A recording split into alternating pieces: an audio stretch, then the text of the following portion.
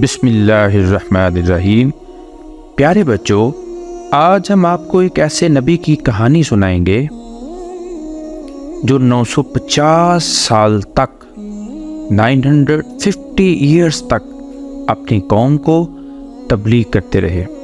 جی ہاں بچوں، واقعی انہوں نے کم و بیش 1000 سال 1000 ایئرز کی عمر پائی۔ ان کا نام تھا حضرت نوح علیہ السلام، اور معلوم ہے ان کے نام کی ایک پوری سورت بھی ہے قرآن مجید میں۔ حضرت نوح علیہ السلام کی قوم کے لوگ بتوں کی عبادت کرتے تھے، اور وہ بت انہوں نے چند صالحین یعنی نیک لوگوں کے نام سے بنا رکھے تھے۔ اب دیکھیے نا بچوں، صالحین یعنی نیک لوگوں کی شکلوں سے ملتے جلتے بت بنا کر ان کی عبادت تھوڑا ہی کی جاتی ہے، یہ تو کھلا شرک ہے۔ صالحین کی تو صرف تعظیم کی جاتی ہے، ان سے محبت کی جاتی ہے، وہ تو اللہ تعالیٰ کی قربت میں جانے کا روڈ میپ ہوتے ہیں۔ اور آپ کو معلوم ہے بچوں، ہمارے پیارے نبی صلی اللہ علیہ وآلہ وسلم اور ان کے صحابہ کرام نے ان صالحین سے رہنمائی لینے کا بھی حکم دیا ہے۔ فرمایا اگر تمہارا واسطہ کسی ایسے مسئلے سے پڑ جائے جس کا حکم قرآن میں نہ ہو اور سنت میں بھی نہ ہو، تو پھر صالحین کے عمل کو دیکھ لو، جیسے وہ کرتے ہیں تم بھی ویسے کر لو۔ لیکن حضرت نوح علیہ السلام کی قوم یہ بات نہیں جانتی تھی۔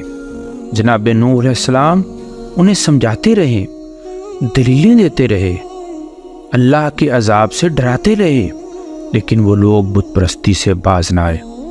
950 سال کے بعد جناب نوح علیہ السلام نے اللہ تعالیٰ سے ریکویسٹ کی، اے میرے رب، اس قوم پر اپنا عذاب بھیج، لیکن مجھے اور مجھ پر ایمان لانے والوں کو محفوظ فرما دینا۔ اللہ وحدہ لا شریک نے ان کی بات مان لی اور فرمایا، اے نوح، آپ ایک کشتی تیار کرو۔ اس سے پہلے دنیا میں کشتی کا وجود نہیں تھا، اس لیے نوح علیہ السلام نے عرض کیا، اے اللہ، کشتی کیسے بنتی ہے؟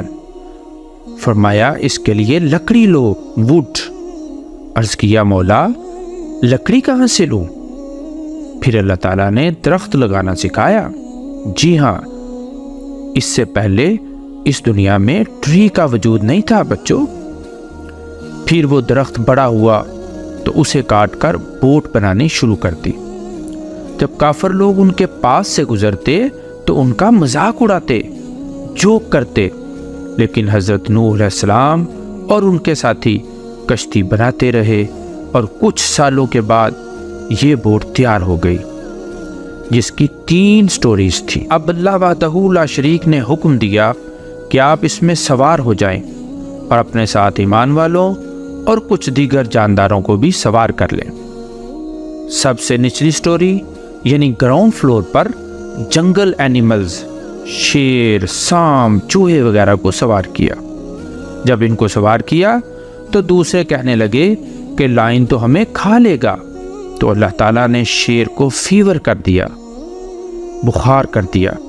یہ سب سے پہلا بخار تھا جو کسی کو ہوا۔ پھر کہا گیا کہ سنیک ڈس لے گا، بائٹ کرے گا، تو جناب نوح علیہ السلام نے سانپ سے پرومس لیا کہ کسی کو نہیں ڈسے گا۔ پھر کہا گیا کہ چوہے تو ہمارا راشن یعنی گروسری خراب کریں گے، تو اللہ تعالیٰ نے لائن کو حکم دیا، تو اس نے چھینک ماری بچوں، اور اس کی چھینک سے بلی نکلی، اور چوہے اس سے ڈر کر آرام سے بیٹھ گئے۔ پھر فرسٹ فلور پر چوپائے یعنی پیٹ اینیملز کو سوار کیا گیا، اور سیکنڈ فلور پر حضرت نوح علیہ السلام خود اور آپ کے ساتھی سوار ہو گئے۔ پھر کیا تھا؟ زمین سے پانی نکلنا شروع ہو گیا، ہر طرف پانی ہی پانی ہو گیا، اتنا پانی کہ پہاڑوں کی چوٹیوں تک پہنچ گیا، سب ڈوب گئے۔ حضرت نوح علیہ السلام کا ایک بیٹا ان پر ایمان نہیں لایا تھا تو وہ بھی ڈوب گیا۔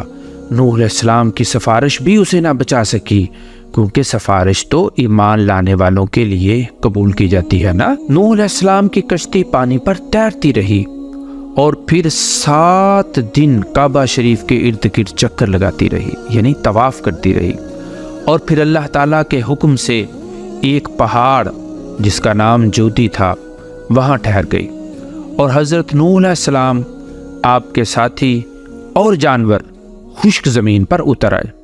ساری زمین خالی ہو چکی تھی، اور نوح علیہ السلام نے دوبارہ اس زمین کو آباد کیا، اس لیے آپ کو آدم ثانی بھی کہا جاتا ہے۔ تو دیکھا بچوں، آج آپ کو کتنی انفارمیشن ملی۔